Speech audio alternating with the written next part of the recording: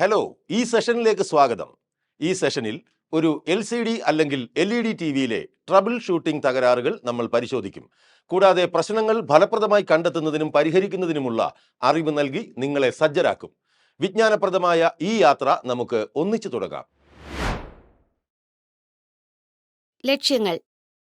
ഈ സെഷന്റെ അവസാനം നിങ്ങൾക്ക് സാധ്യമാകുന്നവ: LCD അല്ലെങ്കിൽ LED ടിവിയിലെ നോ പവർ ഇഷ്യൂ തകരാറുകൾ തിരിച്ചറിയുക.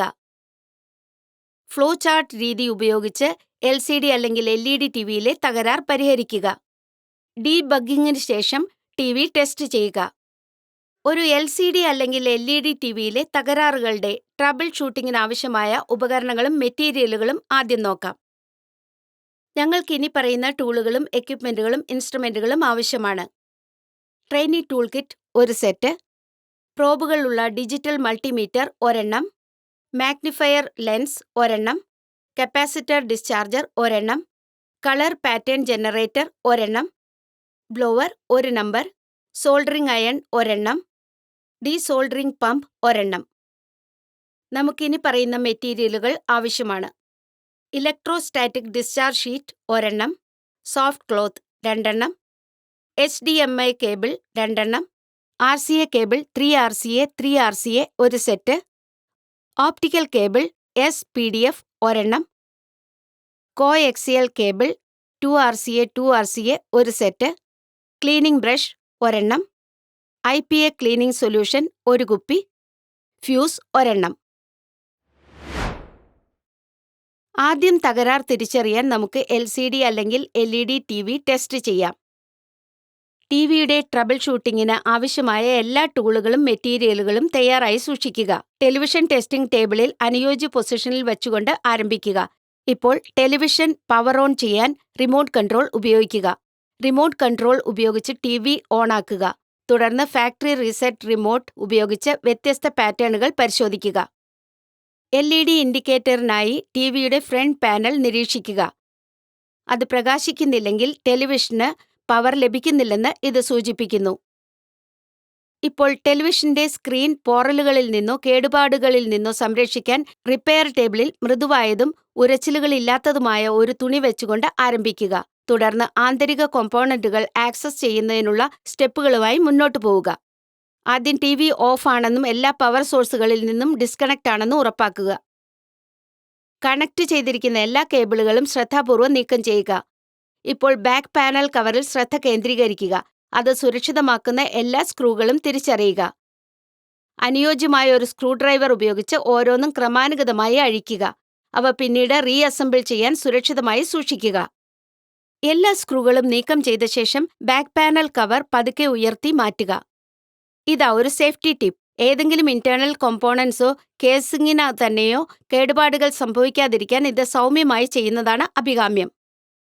അടുത്തതായി നമുക്ക് ട്രബിൾ ഷൂട്ടിംഗ് പ്രൊസീജിയറിലേക്ക് കടക്കാം. ബാക്ക് കവർ നീക്കം ചെയ്യുമ്പോൾ LCD അല്ലെങ്കിൽ LED ടിവിയുടെ വിവിധ ഇന്റേണൽ സെക്ഷനുകൾ ഇപ്പോൾ നമുക്ക് നിരീക്ഷിക്കാൻ കഴിയും. Power supply board, main board, connection കേബിളുകൾ എന്നിവയുൾപ്പെടെ ആന്തരിക ഘടകങ്ങളുടെ ലേഔട്ടും അവസ്ഥയും പരിശോധിക്കാൻ അല്പസമയം ചെലവഴിക്കുക. സിസ്റ്റമാറ്റിക് ട്രബിൾ ഷൂട്ടിങ്ങിനുള്ള ഗൈഡായി നൽകിയിരിക്കുന്ന ഫ്ലോ ചാർട്ട് കാണുക.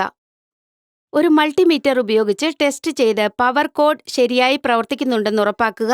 ഇതിനായി മൾട്ടിമീറ്റർ തുടർച്ചയായി മോഡിലേക്ക് സെറ്റ് ചെയ്യുക. കോഡ് പ്ലഗ് ഇൻ ചെയ്ത് ഓരോ എൻഡിലും ഒരു പ്രോബ് സന്ദർശിക്കുക. ഒരു ബീപ്പ് കേൾക്കുക അല്ലെങ്കിൽ ലോ റെസിസ്റ്റൻസ് ചെക്ക് ചെയ്യുക. ഇത് കോഡിന്റെ ശരിയായ പ്രവർത്തനത്തെ സൂചിപ്പിക്കുന്നു. പവർ കോഡ് പ്രവർത്തനക്ഷമമാണെന്ന് ഞങ്ങളുടെ പ്രാരംഭ പരിശോധന സ്ഥിരീകരിക്കുന്നു. ഇത് കൂടുതൽ ട്രബിൾ ഷൂട്ടിംഗ് സ്റ്റെപ്പുകൾക്ക് ശക്തമായ അടിത്തറയിടുന്നു.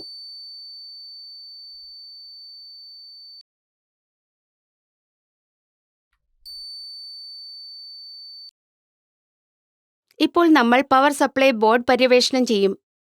ആദ്യം ടെലിവിഷന്റെ ഇന്റേണൽ ലേഔട്ടിനുള്ളിൽ പവർ സപ്ലൈ ബോർഡ് തിരിച്ചറിയുക. സാധാരണയായി പവർ ഇൻപുട്ടിന് സമീപം സ്ഥിതി ചെയ്യുന്ന കപ്പാസിറ്ററുകൾ, ഇൻഡക്ടറുകൾ, കണക്ടറുകൾ എന്നിവയുടെ ആറേ ഉപയോഗിച്ച് നിങ്ങൾക്ക് ഇത് തിരിച്ചറിയാനാകും. തിരിച്ചറിഞ്ഞു കഴിഞ്ഞാൽ ബോർഡുമായി കണക്ട് ചെയ്തിരിക്കുന്ന 2 മെയിൻ കേബിളുകൾ ശ്രദ്ധാപൂർവം വേർപെടുത്തുക. ഇവ സാധാരണയായി മാർക്ക് ചെയ്തിരിക്കുന്നവയാണ്. മെയിൻ പവർ കേബിളും മെയിൻ ബോർഡുമായി ബന്ധിപ്പിക്കുന്ന കേബിളും ഇതിൽ ഉൾപ്പെടാം. ഇതാ ഒരു സേഫ്റ്റി ടിപ്പ്. എന്തെങ്കിലും കേടുപാടുകൾ ഉണ്ടാകാതിരിക്കാൻ നിങ്ങൾ ഇവ സൗമ്യമായി ഡിസ്കണക്ട് ചെയ്തിരിക്കുന്നുവെന്ന് ഉറപ്പാക്കുക. പൂർണ്ണമായി ചാർജ് ചെയ്ത കപ്പാസിറ്റർ ബോർഡ് ശ്രദ്ധയോടെ കൈകാര്യം ചെയ്യുക. ഡിസ്ചാർജിംഗ് ലാമ്പിൽ നിന്ന് കേബിളുകൾ ശ്രദ്ധാപൂർവം ബന്ധിപ്പിച്ച് കപ്പാസിറ്റർ സുരക്ഷിതമായി ഡിസ്ചാർജ് ചെയ്യാൻ ഒരു ഡിസ്ചാർജിംഗ് ടൂൾ ഉപയോഗിക്കുക. ഈ സാഹചര്യത്തിൽ ഫ്യൂസ് പ്രവർത്തിക്കുന്നതിനാൽ കപ്പാസിറ്റർ ചാർജ് ചെയ്യില്ല, കൂടാതെ വിളക്ക് ഓഫ് പൊസിഷനിൽ തുടരും. എന്നാൽ ഫ്യൂസ് ഊതുന്നില്ലെങ്കിൽ കപ്പാസിറ്റർ ചാർജ് ചെയ്യുന്നു, തുടർന്ന് കപ്പാസിറ്റർ ഡിസ്ചാർജ് ചെയ്യുമ്പോൾ വിളക്ക് പ്രകാശിക്കുന്നു. അടുത്തതായി നമ്മൾ ഫ്യൂസ് പരിശോധിക്കും. പവർ സപ്ലൈ ബോർഡിൽ ഫ്യൂസ് കണ്ടെത്തുന്നതിലൂടെ ആരംഭിക്കുക. ഇത് സാധാരണയായി പലപ്പോഴും ഗ്ലാസ് അല്ലെങ്കിൽ സെറാമിക്സ് നിർമ്മിതമായ രണ്ടറ്റത്തും ലോഹ ക്യാപ്പുകളുള്ള ഒരു ചെറിയ സിലിണ്ടർ കോമ്പോണന്റ് ആണ്.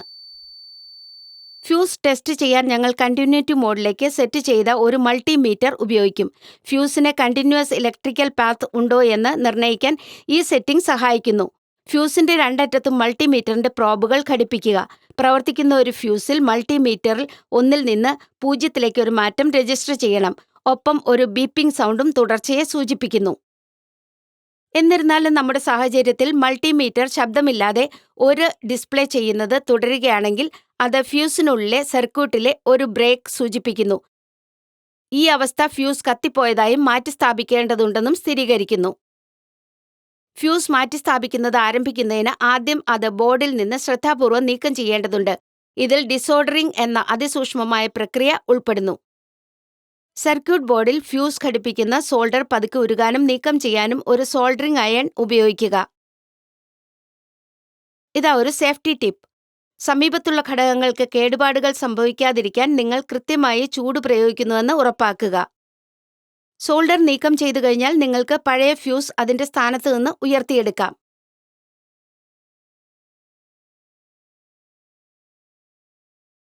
ഇപ്പോൾ ഇൻസ്റ്റലേഷനായി പുതിയ ഫ്യൂസ് തയ്യാറാക്കുക. വലുപ്പം, തരം, കറന്റ് റേറ്റിംഗ് എന്നിവയിൽ പഴയ ഫ്യൂസിന്റെ സവിശേഷതകളുമായി ഇത് പൊരുത്തപ്പെടുന്നുണ്ടോ എന്ന് പരിശോധിക്കുക. സർക്യൂട്ട് പാഡുകളുമായി ശരിയായ വിന്യാസം ഉറപ്പാക്കിക്കൊണ്ട് ബോർഡിൽ പുതിയ ഫ്യൂസ് സ്ഥാപിക്കുക.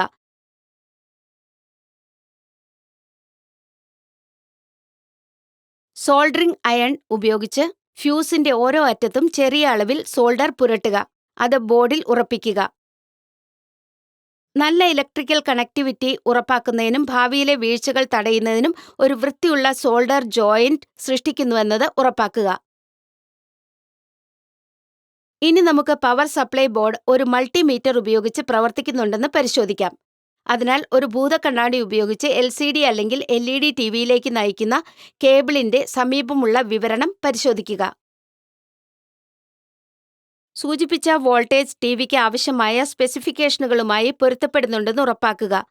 പരിശോധിക്കുമ്പോൾ അതേ വോൾട്ടേജ് കേബിളിന്റെ അറ്റത്ത് ദൃശ്യമാകണം. LCD അല്ലെങ്കിൽ LED ടിവിയുടെ പവർ സപ്ലൈ ബോർഡിലേക്ക് AC സോക്കറ്റ് കണക്ട് ചെയ്ത് അത് ഓണാക്കുക.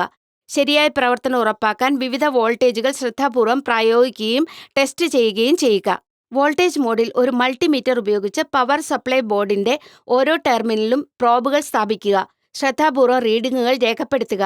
ഏതെങ്കിലും ടെർമിനൽ 0-നടുത്തുള്ള വോൾട്ടേജ് റീഡിംഗ് കാണിക്കുന്നുവെങ്കിൽ അത് പവർ സപ്ലൈ ബോർഡ് മാറ്റിസ്ഥാപിക്കേണ്ടതിന്റെ ആവശ്യകതയെ സൂചിപ്പിക്കുന്നു. പവർ സപ്ലൈ ബോർഡ് ടെസ്റ്റിംഗിൽ 3.5 വോൾട്ട് പിന്നുകൾ മാത്രമേ അലൈവ് ആകുന്നുള്ളൂ. അടുത്തതായി മെയിൻ ബോർഡിന്റെ സമഗ്രമായ പരിശോധന നടത്തുക. മെയിൻ ബോർഡും ബാക്ക് ലൈറ്റ് കേബിളുകളും പവർ സപ്ലൈ ബോർഡുകളിലേക്ക് കണക്ട് ചെയ്യുക. അതിനുശേഷം AC സോക്കറ്റ് പവർ സപ്ലൈയുമായി കണക്ട് ചെയ്ത് സ്വിച്ച് ഓൺ ചെയ്യുക.